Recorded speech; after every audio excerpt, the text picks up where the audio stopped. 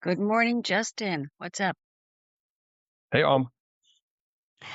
Yes, so we had a very interesting night in the Middle East. I understand that the Americans attacked Iran. yeah, it was a busy night. So Iran basically attacked some tankers. I can basically mention it quickly. So there were about five tankers that were identified, that were hit, or three out of the five were identified that were hit. It was a gas tanker owned by Qatar. There was an oil tanker owned by Saudi Arabia, a second gas tanker, but this one owned by the UAE. And America responded with attacks. And looks like we're going around and around and around hmm with the attacks. Yeah. Yeah, I'm reading here the Iranian parliament speaker saying, and I quote, the U.S. violated the memorandum of understanding by carrying out attacks in southern Iran and continuing Zionist aggression against Lebanon. So the Iranians want Israel to not to be in Lebanon. We know why, because Lebanon is Iran, Iran is Lebanon, so they have to have Lebanon, Hezbollah in Lebanon. They want them to be there because they're their proxies. Um, but also the Iranians did something. I mean, Americans didn't just attack. There was a reason. So Iran is just basically going to keep on shooting at any tankers. There's a security corridor that the Americans control, and it hugs the coastline around Oman. And Iran has got their own idea. Iran wants ships to go closer towards the Iranian coastline because they want to charge them tolls. And any ships that don't agree to travel across the path that the Iranians have set out, the Iranians land up attacking these ships. And they're going to continue to do so.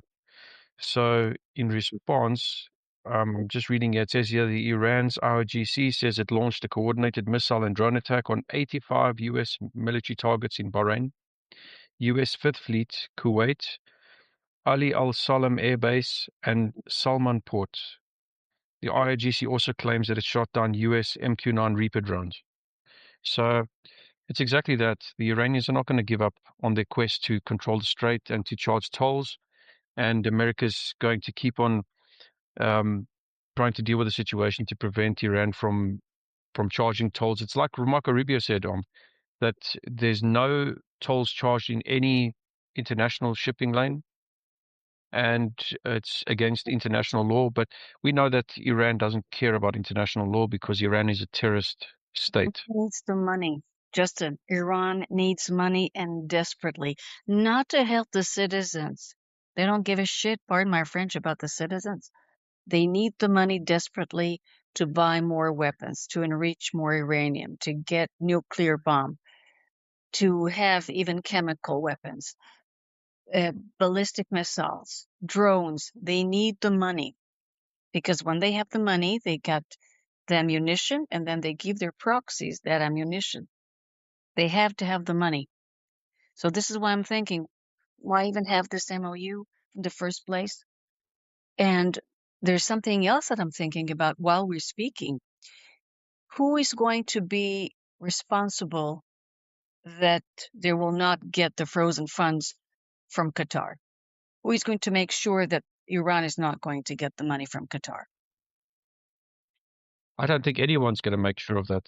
As a matter of fact, I think that if anything, because of the sanctions um, waivers being discussed by the United States, it seems like the United States has basically capitulated, and Iran gets everything, and America basically just um, keeps requesting Iran not to do something. Iran it's not even on the table for talks. The original points of the conflict, the nuclear aspect, the ballistic missiles and the proxies, these things are secondary to the primary, which has now become the Strait of Hormuz. And Iran knows this. That's why Iran just keeps focusing on the strait. But it's like you said on the money aspect of it. They have to have the money because they have to rebuild themselves and rapidly, um, because weakness looks very bad in the Middle East. Mm-hmm. Yeah, by the way, we talking about Strait of Hormuz, so guys, we just had another short about the Strait of Hormuz. Go there and check it out. Very educational. People need to understand why this place is very important.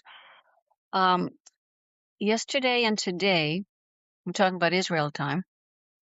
There is a NATO summit, and this is very important. Did you see what Trump gave? What presents did he give to Erdogan, to Turkey? So again, it's more like with the Turkey issue, it's Trump's pride because of what NATO did, NATO Europe I'm speaking about.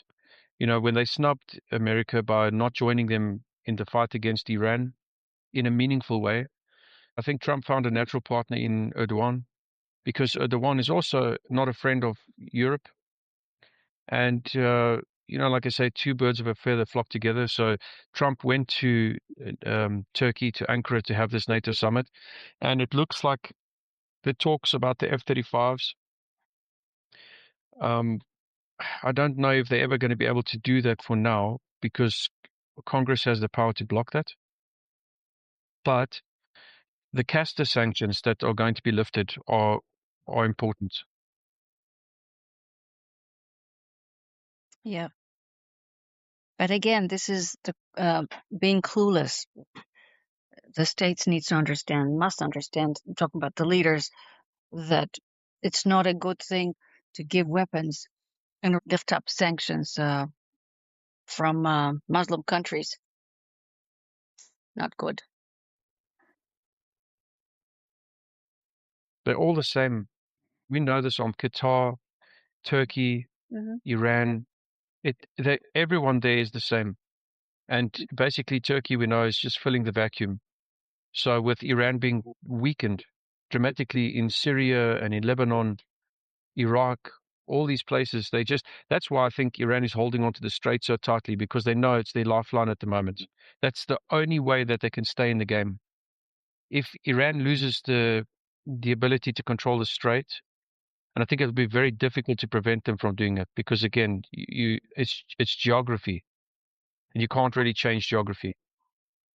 So Turkey's basically slipped in and filled the vacuum. And I think we also need to keep an eye on Turkey, because Turkey's also positioning itself closer and closer towards Iran in terms of business and deals. And That's because they're brothers in arms, Justin.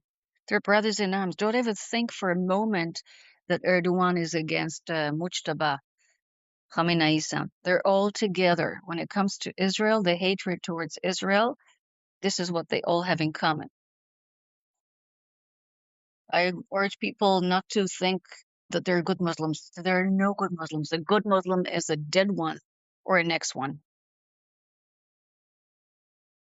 Yeah, Erdogan, he wants to be the next sultan. well, let me mention it if I can. Mm-hmm. You know, the foreign minister of Turkey, on his X account, he posted on his banner an image of the Turkish borders, Mm-hmm. and it stretched basically the old Ottoman Empire. So they're not making any secrets about sort of, they want to have neo-Ottoman dreams, revival of the Ottoman Empire. And you're right. You're right. They are all the same.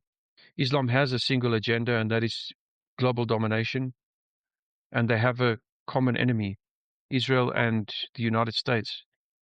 And they believe that they have to bring those two nations down in order to achieve their campaign for global domination.